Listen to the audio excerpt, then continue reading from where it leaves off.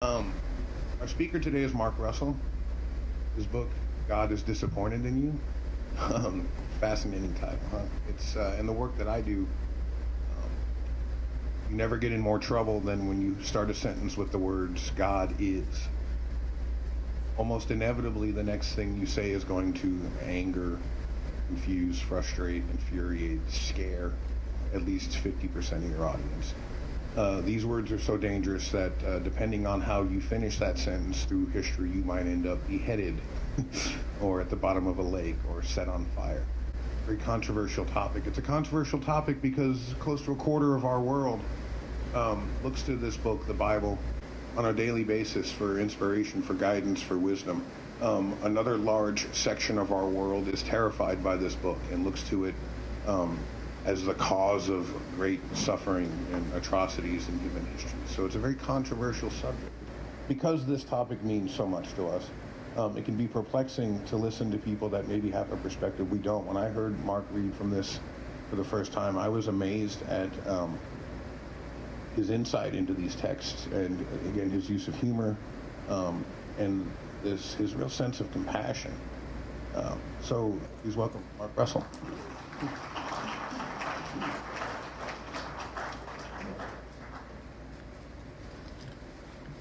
Thanks for that introduction, Andy.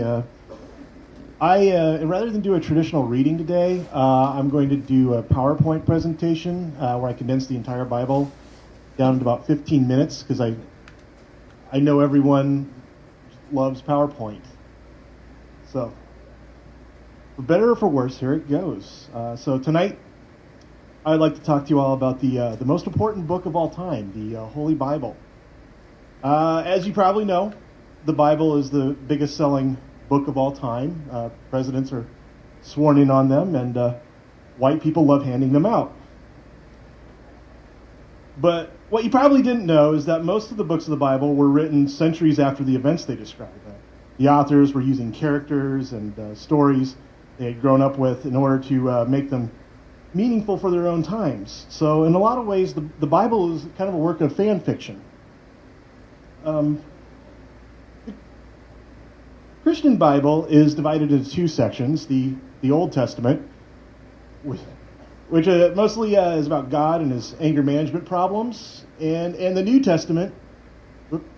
Getting ahead of myself. The New Testament, which is about Jesus Christ and his crunchy new religion. Now, in the beginning, God created Adam and Eve, and if you look closely, you can also see Adam's friend Steve. God created this really beautiful garden in Iraq for Adam and Eve to live in. And God's one rule was that they couldn't eat the fruit from this magical tree that he planted in the center of the garden. Don't ask me why he planted the forbidden tree in the center of the garden. The only thing I can think is that human beings were still pretty new to God, so he didn't understand that you couldn't just tell them not to fuck with the tree and then just leave them alone with it. Anyway, Adam and Eve figured out that fruit must be really great if God didn't want to share. So they ate the fruit. But as far as magical fruit goes, it wasn't that great. It mostly just made them uptight about nudity. But then when God found out about the missing fruit, he went apeshit. He started yelling at them. He's like, oh, I trusted you. You were my life companions. Blah, blah, blah. So he kicked Adam and Eve out of the garden, and as extra punishment, he ordered them to become parents. But, this move totally backfired, though, because Adam and Eve had millions of descendants, and, they just really dicked up the planet. So God realized that he had a full-blown human infestation on his hands, so he killed everyone in a giant flood. Well, not everyone. He gave one guy named Noah a heads up. So Noah built this enormous boat, and he filled it with as many animals as he could cram in there to escape the flood. After 40 days of rain and a meat-heavy diet, Noah finally found land, and for God, having killed everyone and everything on the planet, he wondered, maybe if he had overreacted a little bit. But what can you do? God wanted to make it right, but what can you possibly do to make up for killing everything on the planet? It's kind of hard. But then it occurred to God that everyone loves rainbows. And, for his part, Noah didn't make things any easier. He got drunk the second he got off the boat, started laying around naked, and it wasn't long for the human race just went right back to humiliating God. But God eventually found someone else he liked, though. God took a shine to a 75-year-old man named Abraham. God told Abraham that even though he and his 90-year-old wife, Sarah, were childless, he was going to build a great nation out of them. And that their descendants would become his chosen people. And God really came through for them. I mean, they had a lot of kids, and pretty soon they had a decent little tribe going. But there was a great famine, so God's chosen people had to go live with family in Egypt. Now, when the Pharaoh saw all these people streaming across the border, he thought, holy shit, we've got an illegal alien problem. So the Pharaoh enslaved God's chosen people and put them to work picking green beans and framing houses, that sort of thing. And this really made God angry, so he told Moses to demand that the Pharaoh release his people from slavery. It took a little convincing, but in the end, the Pharaoh did set them free. And once again, the chosen people were on the move. They packed up their belongings and their animals,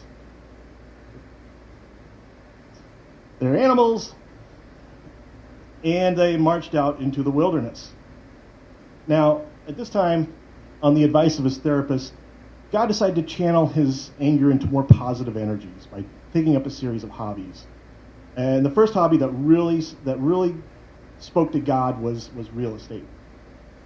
God had discovered this really primo piece of beachfront property in the Mediterranean and thought it would be just perfect for his chosen people. In truth, though, God discovered the Promised Land in much the same way that my mom discovered the Olive Garden. Everybody already knew about it, and it was full of people when she got there, but, it's hard not to get excited about unlimited breadsticks.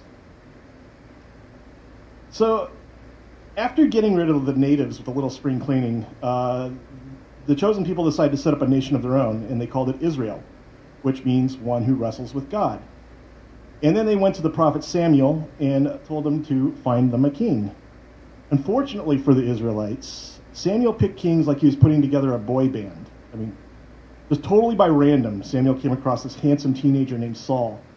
And Saul was out looking for lost donkeys when Samuel found him, and that's how Saul became the first king of Israel. I'm not making this up. That's not the best way to pick a head of state, by the way. He didn't even find the donkeys he was looking for, so, totally unqualified. Needless to say, Saul was a disaster. So Samuel began looking for a new king. So the next guy to join Menudo was a 12-year-old named David, whom Samuel found playing the harp for his sheep. Now, unlike Saul, everyone loved David. He slew giants, he won battles, he was a terrific dancer. The one person David wasn't popular with was Saul. Saul was still king after all, and he wasn't about to hand his crown over to the harp player, so he tried to kill David. But when the soldiers showed up at David's house, his wife had hidden a dummy inside his bed so that he could get away, which is literally the oldest trick in the book. So David slipped out of the country with 600 of his drinking buddies, whom he called his mighty men. And they spent their time partying and robbing nearby towns and generally just biding their time for things to improve in Israel so they could go back.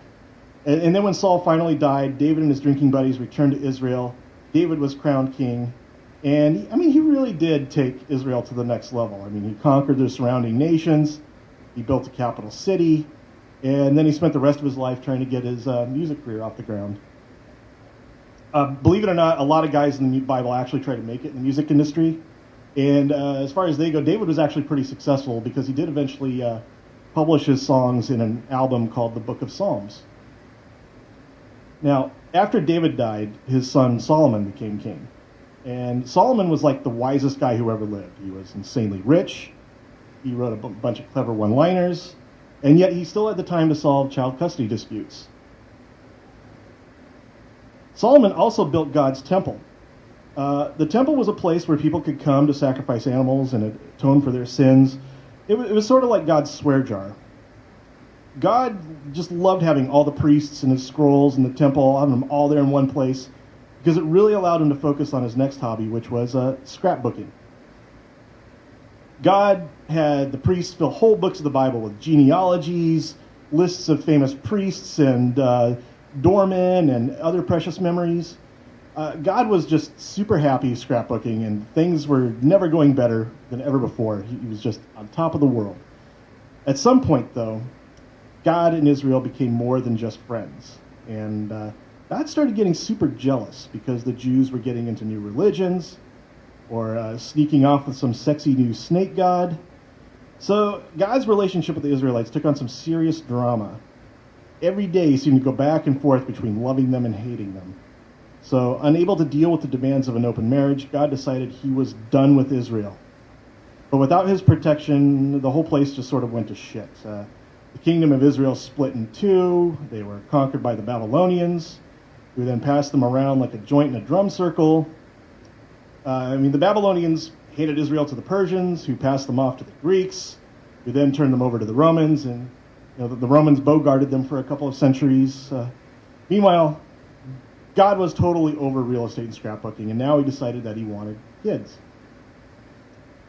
Over the years, artists and theologians have speculated as to what Jesus might have looked like. Did he have long, flowing blonde hair? Was he black? Thanks to modern science, we now know that he looked sort of like Ringo Starr. Now, needless to say, Jesus showed an aptitude for religion. So he decided to try his hand at preaching. Jesus and his disciples would tell people about love and forgiveness and how to live without fear. And that was cool and everything, but what people really liked was the free health care and the free food. And, of course, always popular was bringing back the dead. So everyone loved Jesus except for the ruling class and the Roman overlords, who didn't care too much for his magic tricks. So they killed him. But apparently, it never occurred to them that you can't really kill someone who can raise the dead. So Jesus came back from the dead, and he told his disciples he'd be back to earth really soon, and that he would bring God back with them, and everything would be good again between God and the people on earth.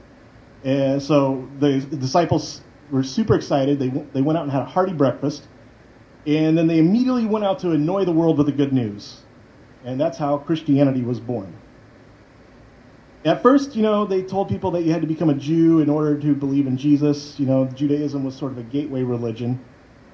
But this created a huge drag on recruitment for obvious reasons. Luckily, a guy named Paul came along who decided that people didn't need to get circumcised in order to become Christians. And if you ask me, that's when Christianity really took off.